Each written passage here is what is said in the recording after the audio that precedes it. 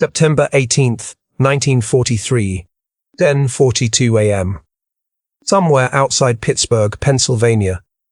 The train screeches as it slows, metal grinding on metal, sending a shiver through the wooden rail cars. Dust swirls in the sunlight, slicing through narrow cracks in the boards. Inside, hundreds of German prisoners of war shift uneasily, boots scraping against the floor, helmets removed long ago, eyes hollow from the long Atlantic crossing. They expect barbed wire. They expect guards with rifles raised. They expect humiliation. What they don't expect is the sound.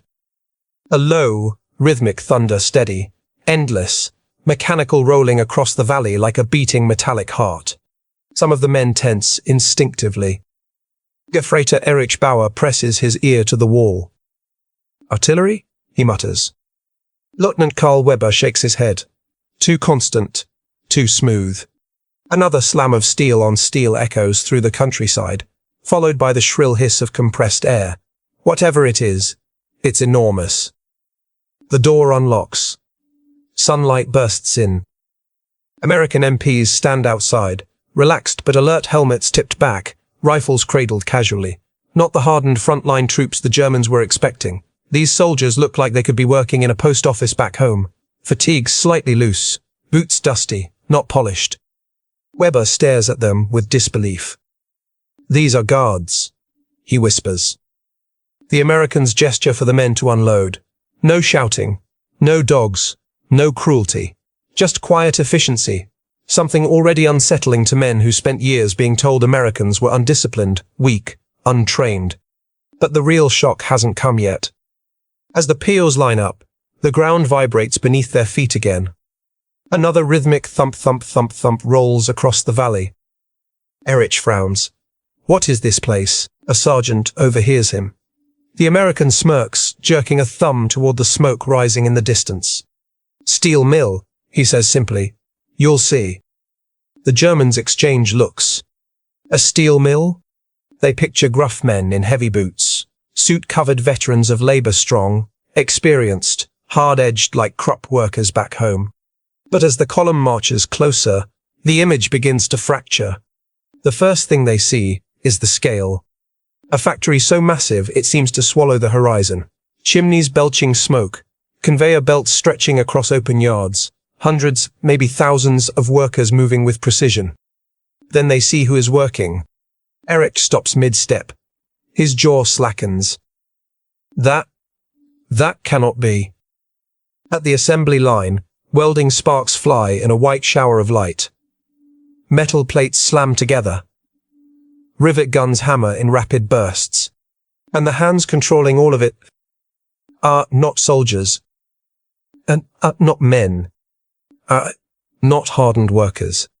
They belong to teenage boys barely old enough to shave. To women in rolled-up sleeves, hair wrapped in polka-dot bandanas. To Rosie the Riveter crews laughing as they hoist steel beams into place. Girls who look like secretaries. Young boys who look like schoolchildren. Women who could be mothers, waitresses, neighbors. Working machinery that shapes an empire. Weber feels his stomach tighten. "How can this be?" he whispers. "These people, these children, they build planes." They build more than planes. As the POWs march deeper into the yard, they pass enormous crates stamped M4 Sherman, final assembly. Rows of freshly forged tank hulls gleam under the factory lights. Aircraft engines hang from overhead cranes, moving like steel giants through the air. And the workers keep going, never slowing, never stopping, keeping rhythm with the industrial heartbeat that surrounds them. Erich turns to the nearest guard. "Where are the soldiers?" he asks. The guard laughs lightly. "You're looking at them, buddy." The answer hits harder than any weapon. Germany's entire war machine, built by trained laborers, engineers, men forged by discipline and preparation, is being matched and outpaced by this. By women with welding goggles. By teenagers with oil-stained aprons. By a nation where everyone fights. Not with rifles, but with production. Weber feels something he hasn't felt since Stalingrad. Dread. Because he suddenly realizes the truth. If America can do this with workers who aren't even soldiers, What chance did Germany ever have? Behind them, a siren wails. Another shift begins. More women step onto the line. More teenagers take their places. Machines roar back to life. The German POW march, stunned into silence. This is not a factory. This is a weapon. And it is aimed at Berlin. The whistle blasts again, long, sharp, commanding, and the entire factory seems to shift in a single synchronized motion. Workers pour through the doors in waves, lunch pails swinging, sleeves rolled, goggles hanging around their necks. The air is thick with the scent of hot steel and oil, with vibrations so strong the ground almost hums beneath the POWs' boots. Weber watches, unable to comprehend what he's seeing. Teenagers, 17, maybe 18, slide into positions at machining tables twice their size. Women barely over 5 feet tall operate colossal hydraulic presses with the ease of seasoned veterans. A girl with freckles wipes soot from her face and fires up a welding torch, sparks flying around her like white-hot fireflies. Erich murmurs, "This is impossible." But it isn't. It's industrial warfare. The guards escort them forward, deeper into the maze of assembly lines. As they step inside the main hall, heat slams into them like a physical force.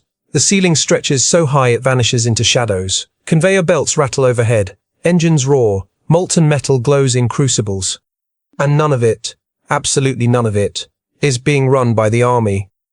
A woman in overalls, maybe 20 years old, pulls a red-hot steel panel from a press and slides it onto a cooling rack without hesitation. She nods to a teenage boy who machines the edges with practiced precision. Another team lifts the panel using a crane lever, guiding it onto a Sherman hull frame. All done seamlessly. All done confidently. All done with the momentum of a nation that sees production as its battlefield.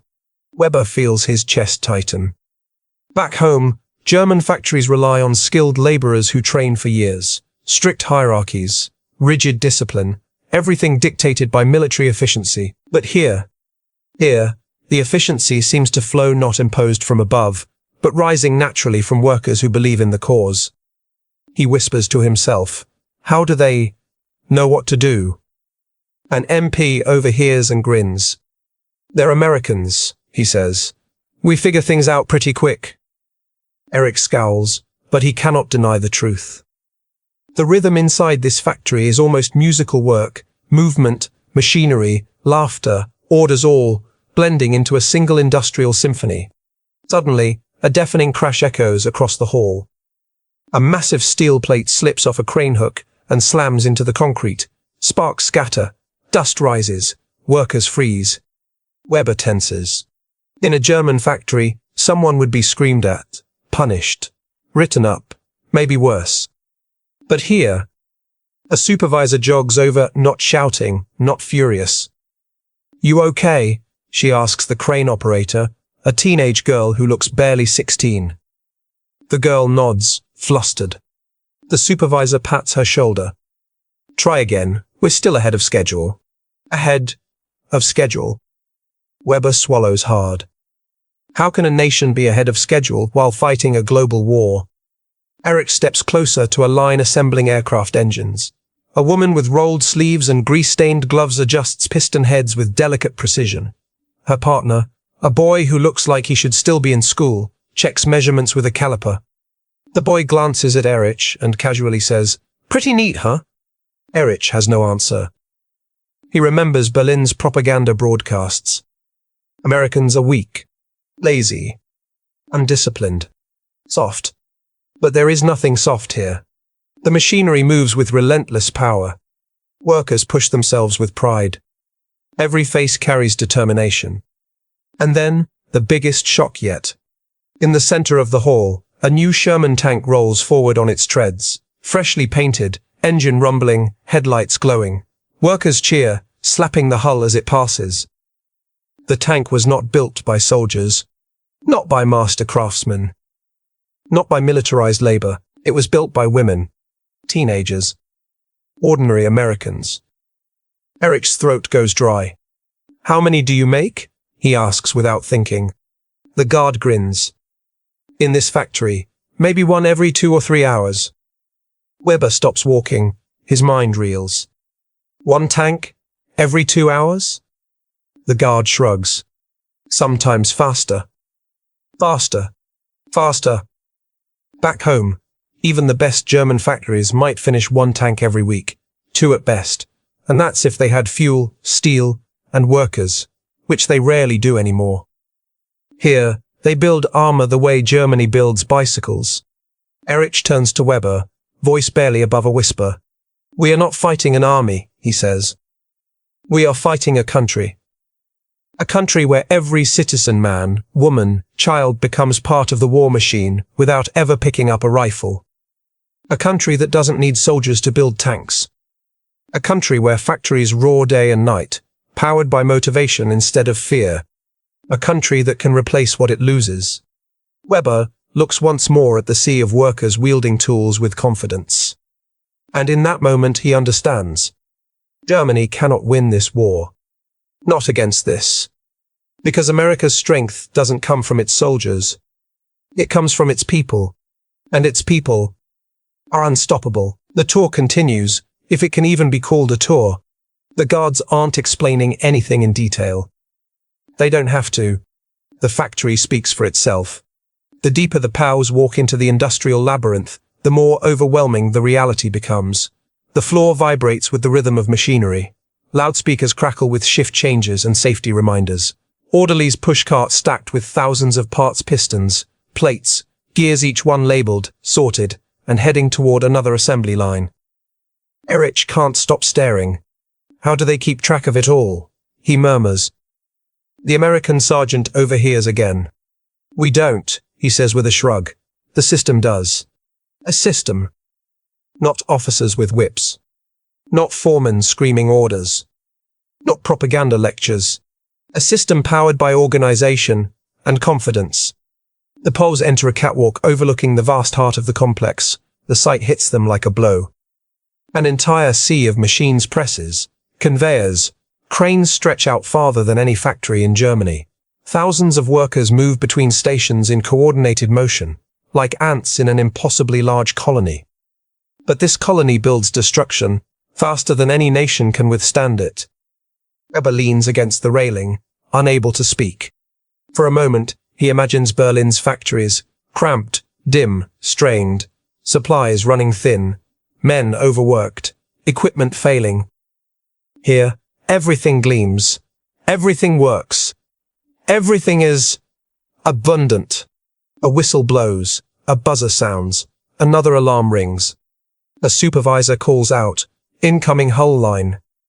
From the far end of the factory, an enormous conveyor belt shudders to life. On it, half-finished Sherman hulls ride forward, workers swarming around them like iron surgeons. Women lower welding torches, sparks cascading like waterfalls of white flame. Teenagers bolt on armor plates with pneumatic hammers. 4 women check measurements with rulers and templates marked in grease. Everywhere the Germans look, they see something that defies their beliefs. Weber mutters, This cannot be real." But it is. A large poster hangs over the factory floor. "The more we produce, the faster they come home." Erich reads it twice. "Who is they?" he asks quietly. The guard answers, "Our boys, the soldiers." Weber swallows hard. In Germany, workers are motivated by fear. Here, workers are motivated by love. That difference alone could win a war. The Poles continue walking until they reach a section where airplane fuselages lie in long rows. Women wearing thick gloves and protective goggles haul sheets of aluminum into position, while teenagers rivet the frames with practiced ease. One of the girls wipes her forehead and laughs at something her co-worker says. Then she spots the POWs overhead. She gives a cheerful wave. Erich stiffens. He does not know how to respond. How could the enemy wave at him? But she's not mocking him. She isn't gloating. She's just being human. A moment later, a supervisor blows a whistle and shouts, "Pick it up, we're moving to double speed for the next hour." The workers nod and immediately accelerate. The entire assembly line increases its pace, faster rivets, faster lifting, faster fitting. Weber's eyes widen. They can speed up on command. German factories choke when asked to increase production. Here, the workers simply adjust, like turning a dial. One of the POW doublers behind Weber whispers in awe, "Mein Gott! They fight with machines faster than we fight with men." And then, a moment that freezes every German soldier in place. A massive overhead crane moves into position. Hanging from it is the completed fuselage of a B-24 Liberator bomber fresh from final assembly. Workers guide it forward as if maneuvering a titan of steel. The Germans gasp. "You build aircraft here too?" Weber asks, barely believing his own words. The guard chuckles. "We build everything." At that exact moment, another B-24 fuselage rolls in behind it. Then another. Then another. Erich counts silently. 7, 8, 9, his hands shake. How long does it take to build one bomber?" he whispers. The sergeant rubs his chin. "Depends on the shift, sometimes a day or two." A day? Germany's aircraft factories take weeks to assemble a single bomber, if they have the parts, if they aren't bombed, if they have enough skilled men. Here, the Americans build bombers like they're baking bread. One after another. Endlessly. Relentlessly. Weber suddenly feels dizzy. He grips the railing harder. He thinks back to the speeches he heard in Berlin. America is weak. America is decadent. America lacks discipline. America cannot sustain a long war. He looks down at the factory floor, where a teenage girl with soot-streaked cheeks swings a welding torch with perfect precision.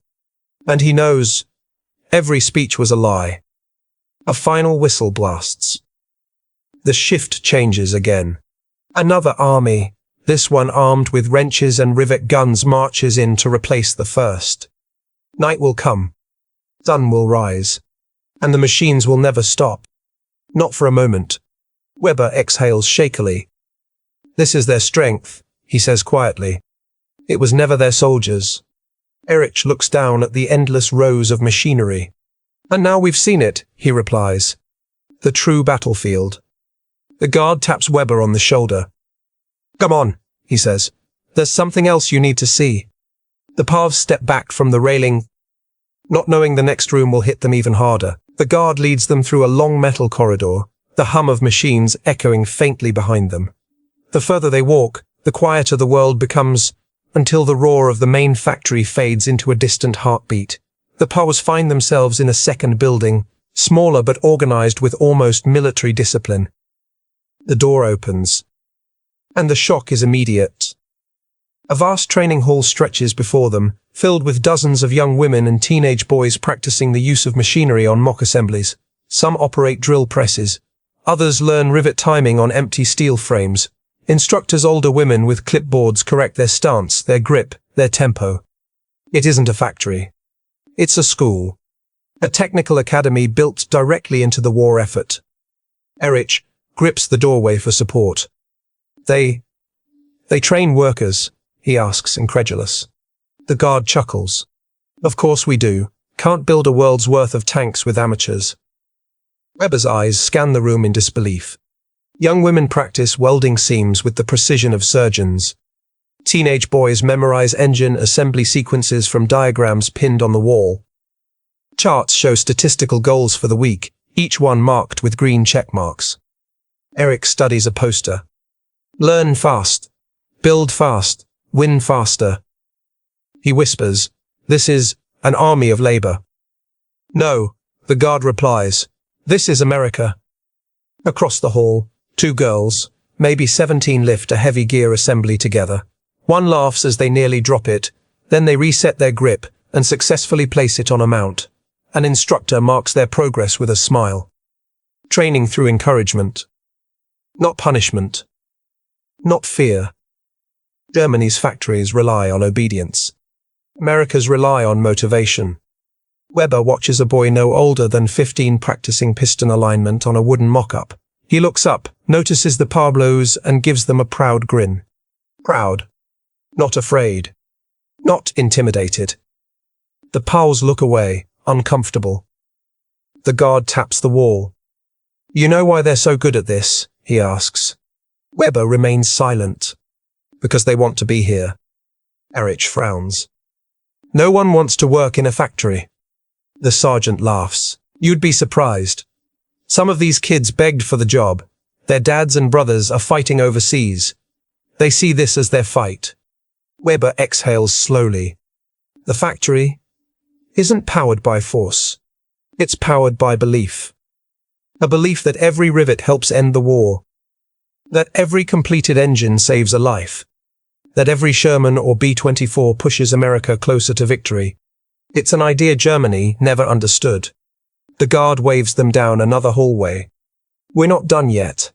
They enter a cafeteria where hundreds of workers sit at long wooden tables, talking, laughing, eating sandwiches. German POWs walk through the center, unnoticed by most. A few workers glance up curious, not hostile. A woman in a red bandana nods at them politely. A teenage boy smiles nervously. Another worker offers an orange to a POW through the fence. The Germans don't know how to react. Back home, POWs are treated with suspicion and anger. Here, they are offered fruit by the very people building the machines that kill their comrades. Weber's jaw tightens. He feels something uncomfortable. Shame? Gratitude? Confusion? The guard shrugs. Americans don't hate you. We just want to win the war. As they exit the cafeteria, they find themselves in a long observation corridor with glass windows overlooking yet another assembly hall. But this one is different. It contains the final inspection line. Sherman tanks, fresh from assembly, rumble forward. Inspectors, women with clipboards, men in overalls circle each tank, slapping the armor, checking welds, listening to engines roar. A tank completes inspection every few minutes. Every few minutes. Erich mutters, "That is not possible." The sergeant smiles. It is when you've got a country of 130 million people working together. Weber watches a woman test a tank turret, rotating it with confidence. He can't look away. There is no hesitation in her movements, no fear of the massive machinery. She has done this before. Hundreds of times. Erich whispers to Weber, "We told ourselves America was soft." "We told ourselves," Weber replies, "that they lack the will." A Sherman rolls past the glass. Then another. Then another. It feels endless. A conveyor belt feeding the war effort with unstoppable momentum. A momentum Germany cannot match. Not now. Not ever. The guard steps forward, pointing to the tanks below. "This is what scared your commanders the most," he says. "Not our soldiers, not our weapons." He taps the window. This. The workers. The factories. The scale. "This is the reason you're here," he continues. "And this is the reason we're going to win." Weber swallows hard. He knows the guard is right. The realization sinks deeper than any bullet wound. America does not win wars with might. America wins wars with capacity. The Germans turn away from the window, each feeling a weight settle on their chests. Because the truth is no longer avoidable. They are not prisoners of war. They are witnesses to a nation that outproduced their Reich into oblivion. And the next place the guards take them will shatter their last illusion completely. The guards lead the German POWs outside again, where the cool Pennsylvania air hits their faces like a splash of cold water. After the roar of the factory floor, the world seems strangely quiet, until a distant cough of engines breaks the silence. Weber turns instinctively. Down the road, a convoy approaches, 3 massive transport trucks, escorted by 2 military jeeps. Dust clouds rise behind their tires. As they get closer, the POWs see what the trucks are carrying. Crates. Huge crates. Stacked 3 levels high. Each one stamped with the same bold letters. Priority. Weber's breath catches. Another truck passes. More crates. M4 Sherman transmissions rush to depots. Another. B-24 wing ribs, express. A river of industrial muscle, flowing without pause. Erich stares helplessly. In Germany, we have shortages of everything. Weber nods slowly. Here, they have shortages of nothing. The guards lead them to a fenced overlook on a hill, just outside the factory complex. From this height, the full scope becomes visible. And it is terrifying. Multiple factories, not one, but several stretch across the valley. Rail lines branch like veins. Storage yards overflow with engines, tank treads, artillery barrels. Warehouse roofs shimmer from stacks of parts reaching skyward. Beyond the factories, neighborhoods sprawl rows of small houses where workers live, pushing bicycles, carrying lunch pails, waving to trucks rumbling by. A self-contained war machine, powered by civilians.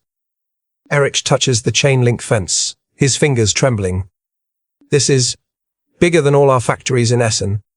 The guard smirks. Buddy, this is just Pennsylvania. Weber grips the fence harder. What do you mean? Just? The sergeant points westward. We built plants like this in Michigan, Ohio, New York, California. Dozens of them, some twice this size. Eric whirls. Dozens. Yep. Weber steps back, dizzy. The idea is too large to hold in his mind. Tanks rolling out every few hours. Aircraft engines by the thousands. Bombers by the dozens every month. All built not by soldiers, but by an army of civilians who believe they're fighting through steel and sweat. One teenager, one woman, one factory. Each one a bullet aimed at Berlin. A train whistle blows behind them. The POWs turn just in time to see a loaded freight train screech into motion, smoke belching from its stack. Every car is stuffed with crates of munitions, tank parts, and aircraft components. 100 cars. Maybe more. Weber counts. He stops at 27 and gives up. The train keeps going. And going. And going. Finally, he asks the guard quietly, "How many trains leave each day?" The sergeant scratches his chin. "From this plant? Maybe 10, maybe 12. Weber's knees weaken. 12 trains. Every day. From one factory. In Germany, a single munitions train might be an event organized days in advance, often sabotaged by fuel shortages or Allied bombing. Here, trains leave like clockwork. As if the machinery of war is as natural as breathing. The guard taps Weber's shoulder. "There's one more thing I want to show you." He guides them toward a low brick building with a sign above the door. Worker registration and enlistment office. Inside, the Germans see people standing in line, women holding paperwork, boys no older than 16, older men wearing work caps. One by one, they approach a desk where clerks stamp documents and direct them to new training halls or assembly lines. "What is this?" Eric asks, baffled. The guard smiles. "People volunteering to work the night shift. Production's moving to 24 hours starting next week." Eric shakes his head slowly.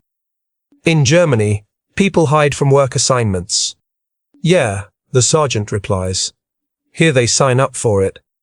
Weber's voice cracks. "Why?" A nearby clerk overhears, glances up, and answers before the guard can speak. "Because every tank we build is one our boys don't have to face alone. Every bomber engine that leaves this factory means one less day they're stuck overseas." She stamps a paper.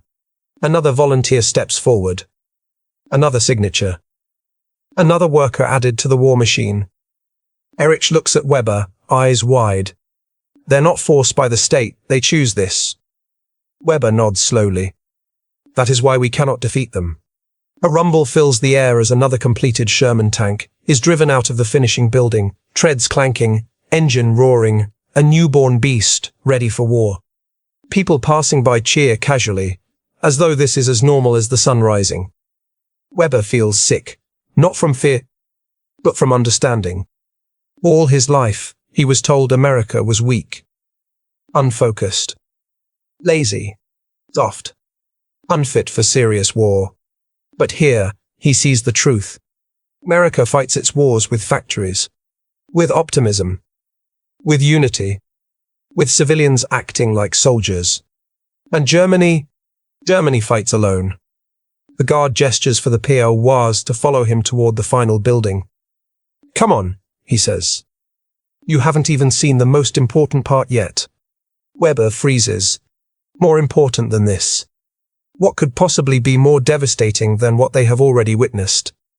They will find out in the next room, and it will crush the last remnants of their certainty. The guards lead the POWs across a narrow service road toward a squat concrete building with large sliding doors.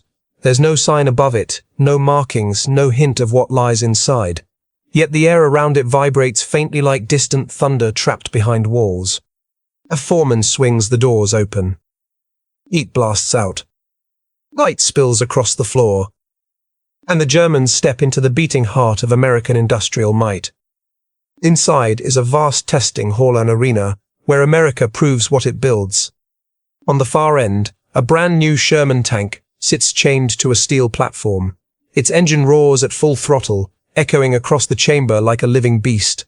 A woman in a leather jacket and protective goggles checks gauges on a control panel, making notes as the tank strains against the chains. Erich blinks twice. A woman? Testing a tank engine? The guard smiles. Best damn tester we've got. The tank growls louder as she increases throttle. The floor shakes. The air smells of oil and burning metal. Two teenage boys stand nearby, logging temperature readings and exhaust pressure on clipboards. They shout numbers to each other over the noise, completely unfazed by the power of the machine mere feet away. Weber stares in disbelief. In Germany, only seasoned engineers perform such tests. Men with years of training, strict discipline, decades of experience. Here, teenagers, women, factory workers who somehow match or surpass the precision of German specialists. The woman flips a lever. The Sherman engine howls high, fierce, confident. Big performance, she shouts. She's ready for deployment. The boys cheer. The POWs do not. They cannot comprehend what they're seeing. The guard gestures to another testing area. You'll like this part. A metal curtain rises, revealing a firing range inside the building. Rows of American workers, mostly young women, test fire. 50 caliber machine guns mounted on steel frames. The guns slam back and forth, shells pouring into buckets below. The workers move with practiced rhythm, checking feed belts, adjusting firing rates, swapping barrels. A woman with rolled-up sleeves slams a fresh ammo belt into place, locks it, and calls out. Next! The Germans recoil at the sound of gunfire. The Americans do not even flinch. One of the POWs whispers, horror creeping into his voice. They build the weapons, and they fire them too. Weber feels something cold settle inside him. Not fear. Not shock. Something deeper. Acceptance. Germany had never believed civilians could become an industrial force. Germany had never imagined women could rival workers. Germany had never considered that children could learn to assemble machines of war. But America believed it, and America made it real.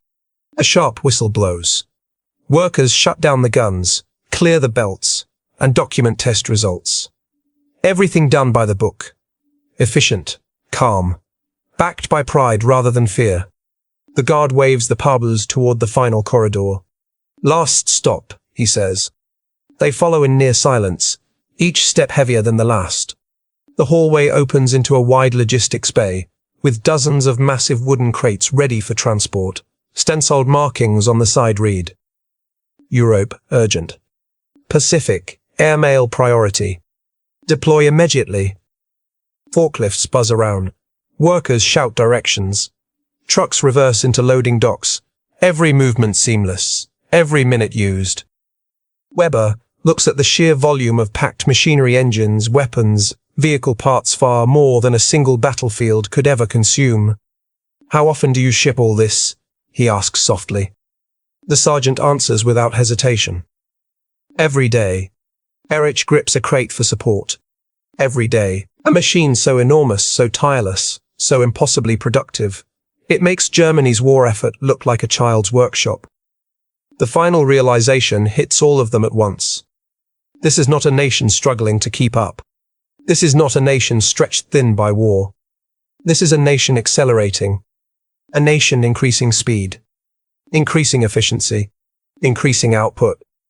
A nation growing stronger the longer the war continues.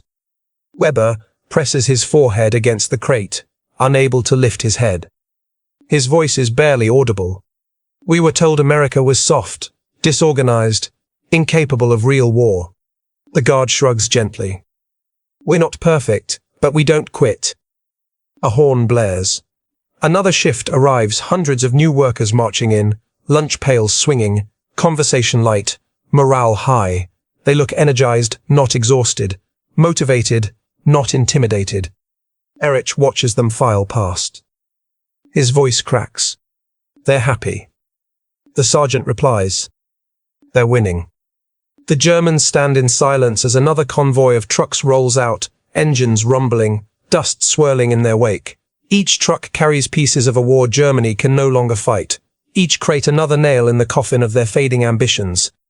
Weber looks at the endless stream of production workers, machines, parts, tanks, engines, and finally understands the truth no officer had ever spoken aloud. Germany had never feared American soldiers. Germany had feared this. A nation too big to exhaust, too inventive to stop, too united to break. As the guards escort them back toward the camp, Erich turns to Weber and whispers the words none of them ever imagined they would say. We lost this war the moment we saw this place. Weber nods silently, because deep down, he knows it's true.